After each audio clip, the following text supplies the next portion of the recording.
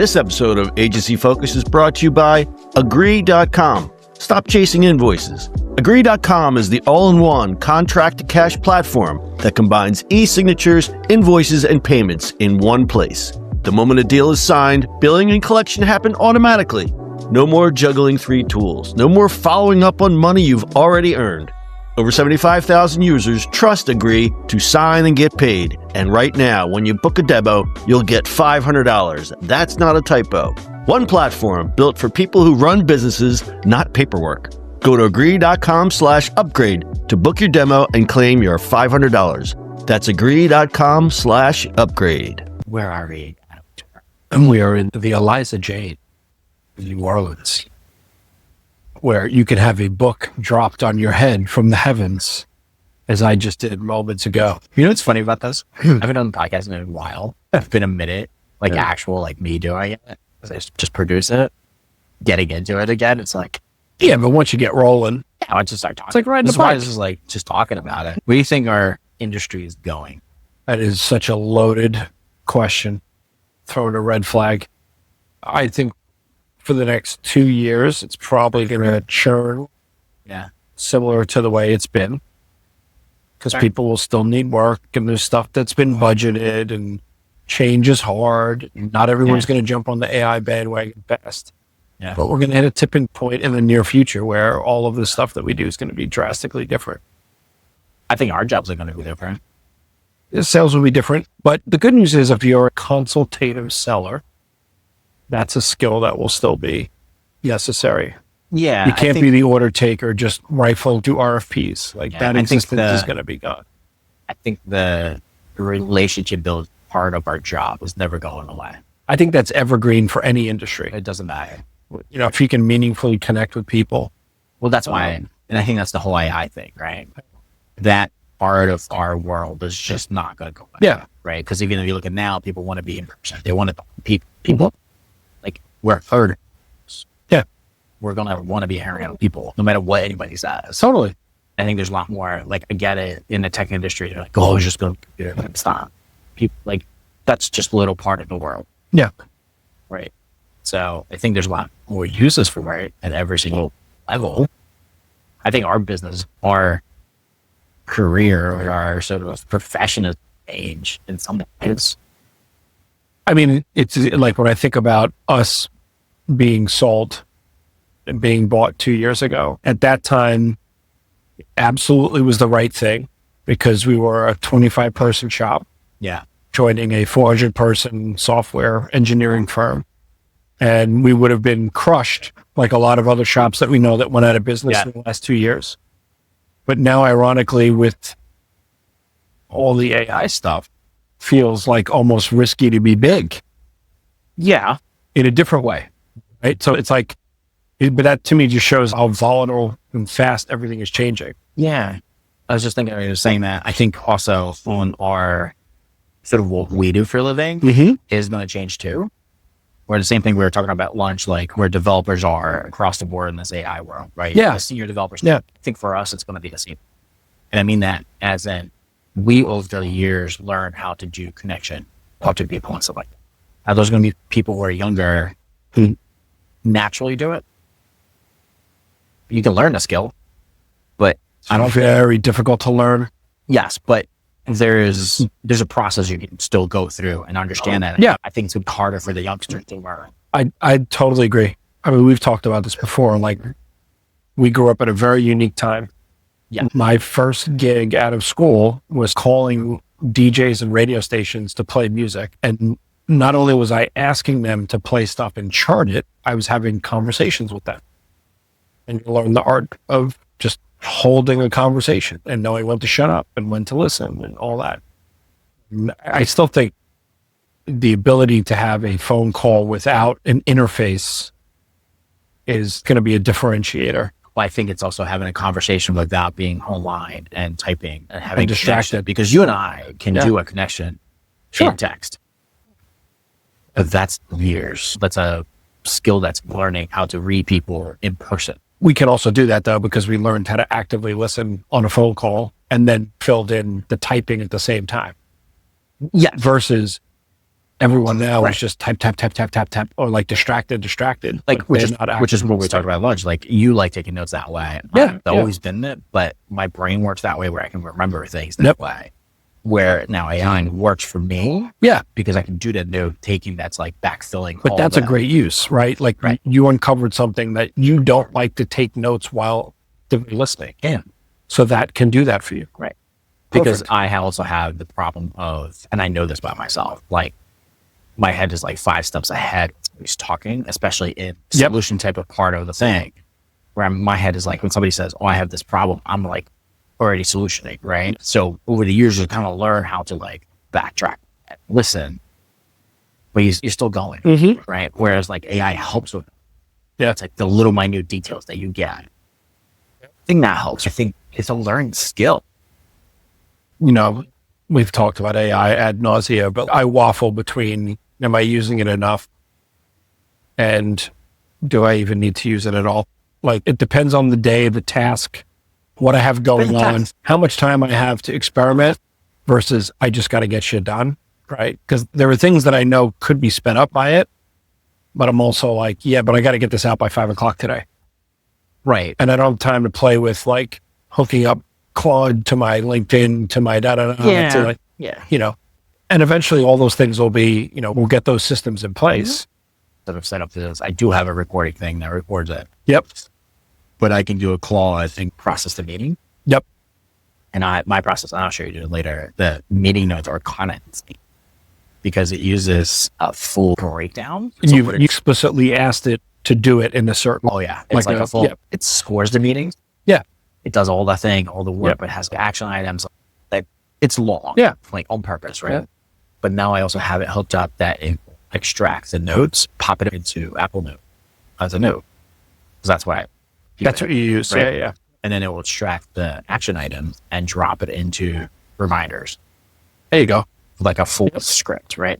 So there's different ways too. Yeah. And that helps, like, if you have back calls and stuff, Mhm. you want to go back and like having little minute deals, I gotta say, in the current sort of things I'm doing, helps a lot. Yeah. Especially when you're doing discoveries and you talk to a whole bunch of people and what they think. Oh, yeah. Do you know what I mean, Like our a team's using it full, extensively like, for that. Yeah, Yeah, pull totally. that in, like, 100%. all that stuff else. But one of the things I've heard, and I've sort of wrote it out, I did write about this. I heard Gary Vee say this at a conference about, and he like phrased it like perfectly, trust over Trust over task, task. right? It's a trust up over just the tasks, right? It's just like the whole idea of getting that people, instead of thinking of AI as like, after all the tasks, right? Yep. The thing we do is the trust side. I kind of somehow love that. Like, geez, something about that just works. Oh, and Gary's a funny guy. He has, but if you know him, like, there's a deeper down, like, not wrong a lot of things. No, he's not. I've always admired him. But he's also like, he's so, I don't know what's the best way to put it. Like, he's so on the edge Yeah. that, like, I always have to temper what he's talking about with, dude, am I like when he was doing the whole NFT thing forever. And it's That's like, a miss, partially a miss. but I feel like he's always so on the edge. Yeah. It's like, oh my God, can I even keep up with what he's like? Should I even be investing time in this? Yeah. Or is it too early? Yeah. You know? He's always been like that. Like, I guess I don't need to be first. No, but And he's always right. He's in position. You actually, so the funny thing about him always is, I know him for a while, so it's Mhm. a different thing, right? Yeah. In person, everybody knows him from online, and it's like, Oh, I've met him in person. He's delightful. Yeah, he's an great. amazing human. He's a right? great person. And yeah, he's definitely on the edge of Yeah. farther. But if you look at a track, NFT thing is funny because most people just see it as like, oh, he failed. But he told you, he literally said, most things will go to zero. Oh, yeah. He's Yeah, very yeah. particular about this. And if everybody listens to this much from him, Yeah. it's sort of like watching what he wants. Yeah. Right. So that's always funny with him. We got to admire that. Yeah. You know? I firmly believe that the speed at which all of the AI stuff is happening in our industry is too fast for people to be using critical thought on whether they should be using certain tools. Correct. Like the Claude bot thing just blows my mind. Like, okay, so you're going to get a separate Mac Mini. You're going to give it access to all of your proprietary stuff, and you think nothing could go wrong? Like, So there's ways obviously around, like whatever. And I looked at it. I was like, I'm not sure about this because I'm like, eh. And then I'm using sort of a quarter version of it. Mhm. And it makes sense for the specific thing. It's for like calendar and like what's going on and stuff like that. And that made it easier. For some odd reason, that makes sense to me. but that's more of a bite size. Very bite size, right? Yeah. It's the claw where they're like, It's an antenna. it's an antenna, yes. Yes, literally. But I think it's too early for every one of these things. Because if you watch Twitter or anyone written stuff, right? Oh, do this, and I got 10,000 calls and blah, blah, blah. I'm like, 10,000 calls of what? Cold calling? Yeah. Like, I mean, I'm always like, and you know me, like great. Show me the result. Like if you're using it for sales, great. It got you 10,000 calls. Have you closed anything? and now you Like, are they better calls? Right. Are they better? I don't know. Like, I can see you using for research that you can make that call. Mhm. Is it better to have 10,000 calls or 5 good ones? Quantity over quality. Like, what are we doing? Yeah. I've watched, not saying that some of the stuff written that people put out there is like, oh, I'm getting calls. And like, are you closing? Some of that you take and go, okay, I like this. I don't like this. You know what I mean? Like, you can go with it, but there's definitely a lot of crap out there. Yeah. The slop. And I mean, I don't need AI. There's a million services that can get me 10,000 qualified air quotes calls. This will sound a little bit maybe boomerish or old school for me, but like, so you got 10,000 things and now you're going to email the people with pretend customized. What does that get you? With AI schlock, like it's not meaningful, right? It's not doing, Yeah. like having clients that we've had for 10 years or 15 years. That's meaningful. Yeah. That's the work you have to put in. And that AI does not solve. It's focus. It's being smaller and targeted and meaningful. All the stuff. Doing the relationship. The craft. That's it. We do. That's Craft of who we do and caring about people. that's the gig. Like a tight. But it is, right? It's like, It's drinking and knowing things.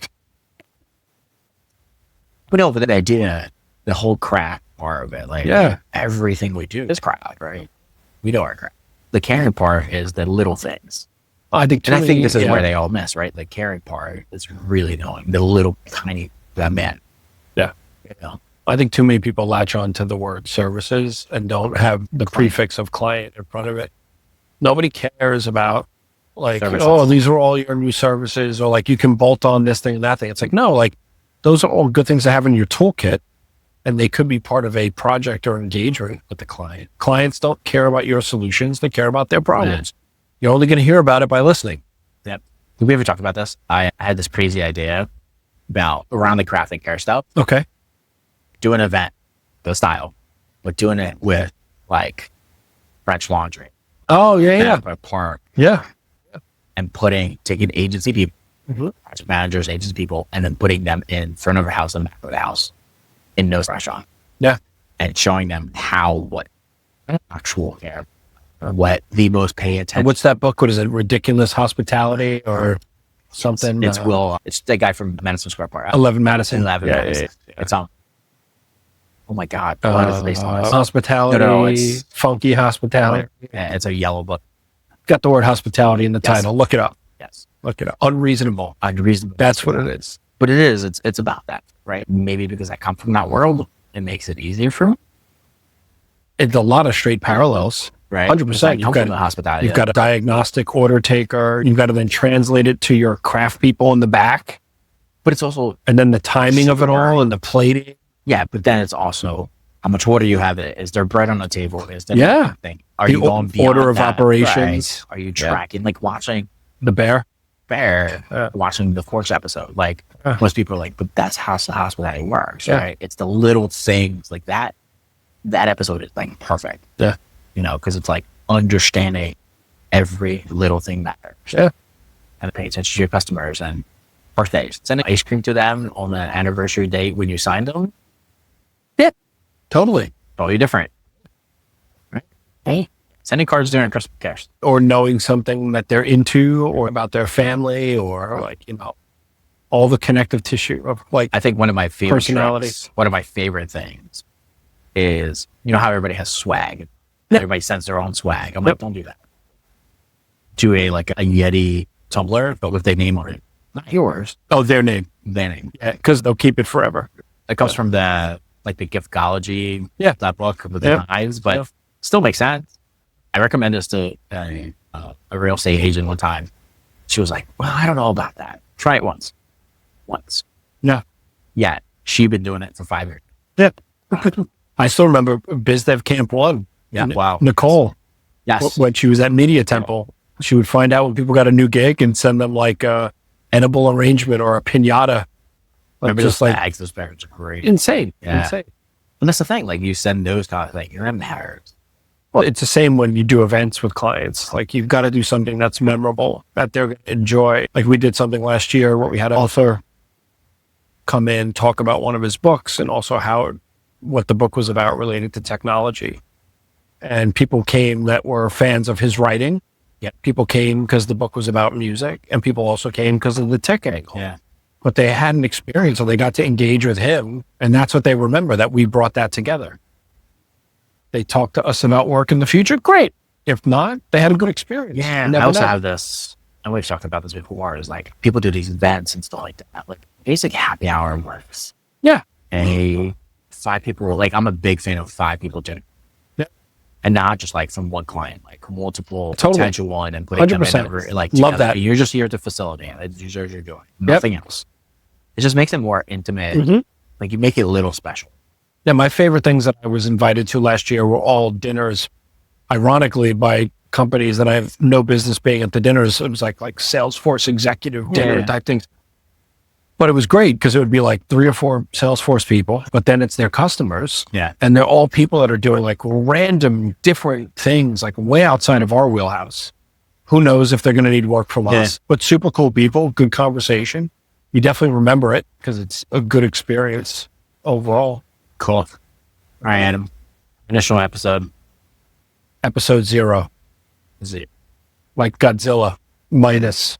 We're going to have a good week, my friend. We are. We are. All right. May we make it out of here by Wednesday? Who knows? Could be here on Thursday. I mean, The aftermath. the aftermath. I mean, if we get stuck here, our Wednesday is going to be interesting. Yes. Oh, yeah. For sure. Yeah. All right, sir. Thank you. Love it. What do you do now,